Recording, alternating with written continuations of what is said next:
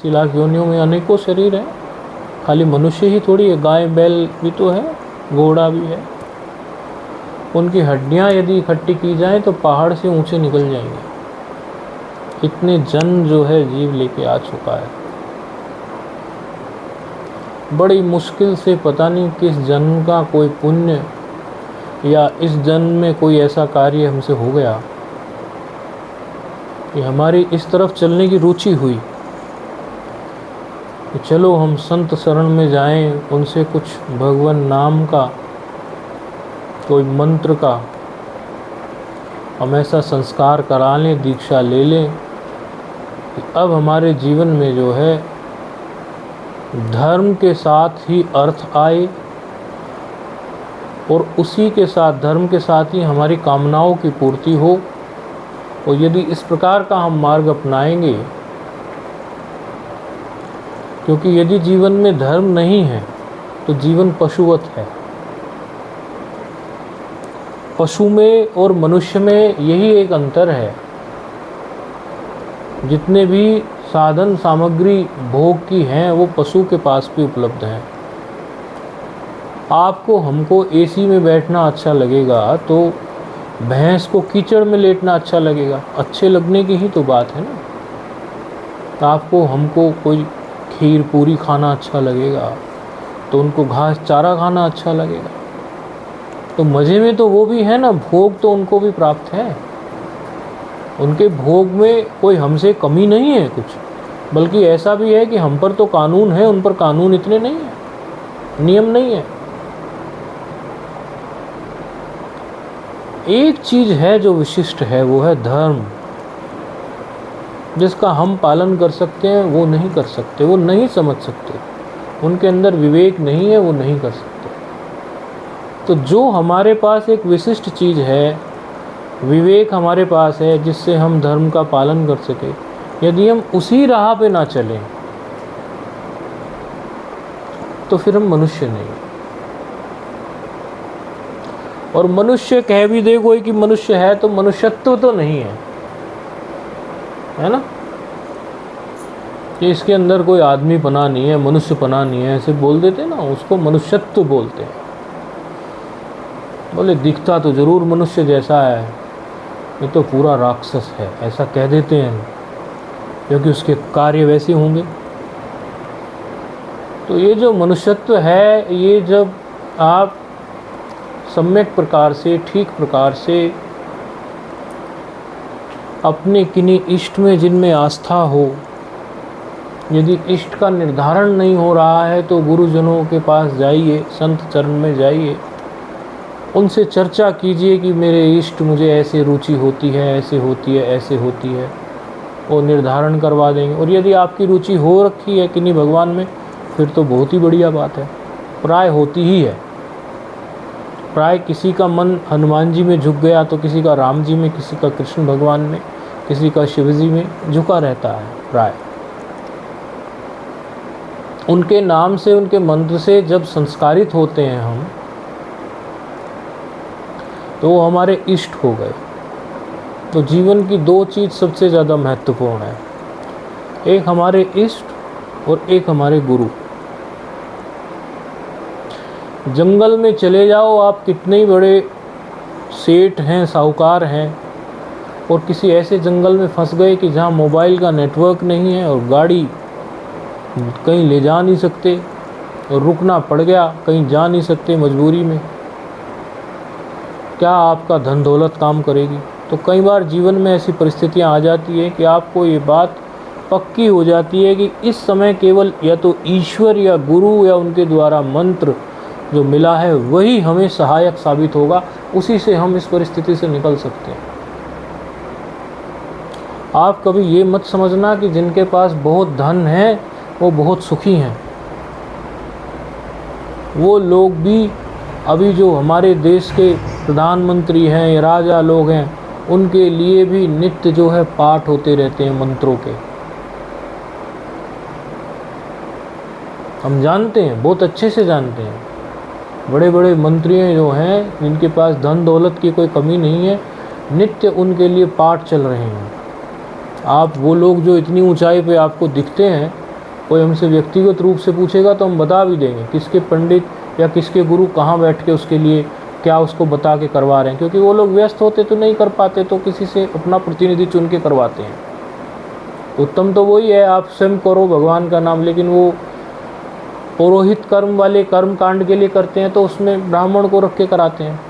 बताना ये चाह रहे हैं कि धर्म के मार्ग से ही ऊंचाइयां प्राप्त होती है, और धर्म के द्वारा आप जब एक ईश्वरीय मार्ग से चल के आप धन कमाएंगे, वो अर्थ जो होगा वो आपको बीमारी नहीं देगा। अरे आपके पास मिठाइयाँ खूब है, डायबिटीज़ होगी, क्या करोगे मिठाई का? आपका फैटी लीवर हो गया, कुछ हो गया, दुनिया भर की बीमारियां हैं। तो धर्म से जो आप अर्थ का इकट्ठा करेंगे, उपार्जन जो करेंगे, पैसा जो इकट्ठा करेंगे, वो आपकी, और कामनाएं जो पूरी करोगे आप अपनी, 1000 कामनाएं मन में उठती हैं, ये भी कर लो, वो भी कर लो, ऐसा ले लो, वैसा ले लो। लेकिन जब आपके जीवन में सत्संग होगा तो आपको पता चलेगा कि ये करना ठीक है, इतनी तो मन को मैं छूट दे सकता हूँ, मेरे गुरुजी ने बताया है, संतों का मार्ग है, इससे अधिक यदि मैं जाऊँगा तो मुझे कुछ हाथ नहीं आने वाला। क्यों? क्योंकि हर चीज़ की एक मर्यादा होती है, एक लिमिट होती है। मर्यादा में कुछ नदी चलती है तो सब उसको पूजते हैं, जब मर्यादा तोड़ देती है नदी 2 किनारों की तो बाढ़ आ जाती है, तो सब परेशान हो जाते हैं, गाली देते हैं, बोले बाढ़ आ गई, हमारे किस काम की। नुकसान हो रहा है किसानों का, सबका, तो वो कोई खुशी की बात तो है नहीं। तो नदी ने भी जब मर्यादा तोड़ दी 2 किनारों की, उसकी वैल्यू कम हो जाती है। तो मनुष्य के अंदर मनुष्यत्व की बात यही है कि वो गुरु के द्वारा, संतों के द्वारा, शास्त्रों के द्वारा बताए गए मार्ग में मर्यादित तरीके से चले। आपको ये तो कहा नहीं है, आप कोई सन्यासी तो है नहीं कि आप घर में रहते हैं, स्कूल में कॉलेज में जाते हैं कुछ, और सन्यासी भी कई बार सम्यक मार्ग से चलते हैं। तो कुछ तो आपको करना भी है, सारी चीज़ें करनी है, तो बिल्कुल किसी चीज़ की कोई मनाही तो है नहीं, लेकिन कब करना है, कैसा करना है, कितना करना है, इस बात का बहुत ध्यान देना ज़रूरी है। धर्म से यही होता है। और यदि हमारा एक क्रम रहे, हम चलते रहें तो जो मनुष्य जन्म का लक्ष्य है वो भी प्राप्त हो जाता है हमें अंत में। ये कई जन्मों मनुष्य जन्म का लक्ष्य जो मोक्ष है वो भी प्राप्त होता है। धर्म, अर्थ, काम और चौथा पुरुषार्थ मोक्ष। गुरु कैसे हों? तो कहते हैं कि भाई गुरु की शरण जाइए, स गुरु मेवा विगच्छेत, मुंडक उपनिषद का। बोले गुरु की शरण जाइए। फिर गुरु के लक्षण, गुरु कैसे हों?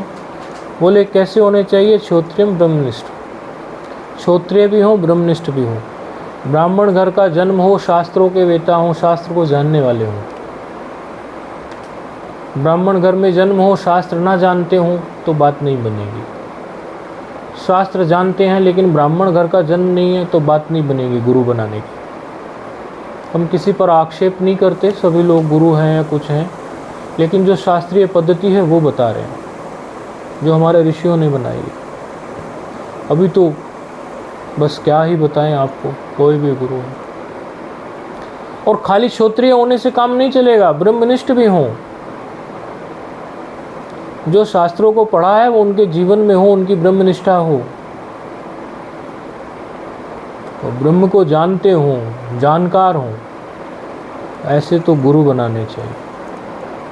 और बात अलग से बताते हैं, गुरु को ये सब चीज़ें भी हों लेकिन गुरु ज्ञान बहुत रखते हों लेकिन उसकी व्याख्या करनी ना जानते हों, तो लाभ तो उनसे भी मिलेगा, लेकिन जो व्याख्या करने जानते हो उनसे अधिक लाभ मिलेगा। क्योंकि संशय तो चित्त के जो छेदन होगा संशयों का, वो तो आपको जब वो सत्संग सुनाएंगे, आप उनका सत्संग करेंगे, तब आपको अधिक पल्ले पड़ेगा। क्योंकि सभी लोग तो ऐसे नहीं होते ना कि गुरु जो है मौन बैठे और शिष्य ने कैच कर लिया। इस कोटि का तो कोई एकाध कोई आता है, कोई करोड़ों में, अरबों में। तो कभी कभी कोई जन्म लेता है, अन्यथा तो व्याख्या की ज़रूरत सबको पड़ती है। तो शिष्य के जो एक्सप्लेनेशन की जो ज़रूरत है, जो नीड है, वो गुरु को पूरी करने की भी क्षमता होनी चाहिए। और गुरु ऐसे होने चाहिए, और ऐसे गुरु यदि प्राप्त हो जाएं देव योग से, तो जीवन जो है सफल हो जाता है। क्योंकि सुबह से शाम तक हज़ार तरह की हमें पारिवारिक समस्याएं हैं, बहुत सारी चीज़ें हैं। और जब ऐसे गुरु से हमें नामदान, दीक्षा, मंत्र इत्यादि कुछ प्राप्त हो जाता है, वो अवश्य ही फलीभूत होता है। अपनी मनमानी से हम राम राम राम राम जप रहे हैं, उसका अवश्य हमें लाभ है, कोई हम मना नहीं करते। लेकिन गुरुमुख से जब वो मिलता है तो उसका लाभ दोगुना हो जाता है। वो फिर आपकी अकेले की शक्ति नहीं है, गुरु का संकल्प बल भी उसके साथ जुड़ गया। आप अपनी मर्जी से कर रहे हैं कोई, तो लाभ नहीं है ऐसा हम नहीं कहते, ऐसा झूठ नहीं बोलते। लाभ तो होगा, भगवान के नाम में शक्ति है। लेकिन जब वो संस्कारित हो जाता है, जब वो एक बार जो है गुरु के सम्मुख बैठ के उनके द्वारा हमारे लिए वो होता है, और वो जानते हैं कौन सी चीज़ हमारे लिए कैसी है, तब उसमें दो गुना बल आ जाता है। इसीलिए जो लोग शास्त्र पढ़ते हैं, जानकार हैं, तो मंत्र वो सुनते हैं तो बोले मंत्र तो वही हैं। अरे मंत्र तो वही हैं, मंत्र नए कहाँ से निकालेंगे। और वास्तव में जो कोई अपने नाम का या कोई और मंत्र निकालता है शास्त्र से अलग, वो मंत्र भी मान्य नहीं है। जो मंत्र हमारे शास्त्र में है, ऋषियों ने अरबों खरबों सालों से उसको रिसर्च की हुई है, वो प्रमाणित है। बस उसको गुरु मुख से आप सुन लीजिए, संस्कार करा लीजिए। फिर गुरु जो आपको नियम दे, उस नियम का रोज पालन करें। नियम में शक्ति होती है। गुरु दे दें, शिष्य ना जपे। कई बार कई लोग मिलते हैं, वो कहते हैं गुरुजी ने हमें नामदान दे दिया। अब कई बार गुरुजी की कमी निकाल देते हैं शिष्य लोग। तो गुरुजी ने जो नामदान दिया, आपने कितना जपा। गुरुजी ने नामदान दिया है तो उसने आपने जपा कितना है। यदि आपने जपा होगा तो उसका बहुत प्रभाव पड़ा होगा। तो जाने कितने जन्मों के जब नामदान हमें मिलता है, कि जाने कितने जन्मों के पाप हमारे अब ढले हैं, अब पुण्य कोई जगह है हमारा, तब हमें वो मिल रही है। वो दीक्षा, वो नामदान हमें मिल रहा है, वो संस्कार हो रहा है, तो हमारे कितने जन्मों के पाप ढले हैं निश्चित ही। और उसी दिन से परिवर्तन भी नज़र आएगा। किसी को कम आता है, किसी को ज़्यादा, किसी को धीरे धीरे आता है। नहीं तो 2-1 महीने में तो व्यक्ति जपते जपते उसे रिज़ल्ट स्पष्ट दिखते हैं। ऐसा नहीं हो सकता कि कोई व्यक्ति, या तो फिर आपने पद्धति गलत लगाई है, आप में कोई समस्या है, अपने गुरु से पूछिए। कि आप सालों साल जपते आ रहे हैं और आप में कोई इफेक्ट नहीं पड़ा, ऐसा नहीं होता। अवश्य आपके अंदर 2-4 महीने में ही, 2 महीने में परिवर्तन आपको दिखाई देने लगेंगे। गुरु का संकल्प है, आप उनके अनुसार जप करते हैं, नियम करते हैं, और इससे बड़ा कोई दिन नहीं होता। दूसरा जन्म होता है, द्विज बन जाते हैं ना, दूसरा जन्म हो जाता है। क्योंकि जन्म से जब हुआ वो तो एक जन्म था, लेकिन जब नामदान मिला, दीक्षा मिली, मंत्र मिला, तब वो द्विज हो गए। इसीलिए ये बड़ा महत्वपूर्ण दिन है, उसका बड़े आदर से, भाव से इसके साथ होना चाहिए। हाँ, अब ये इसमें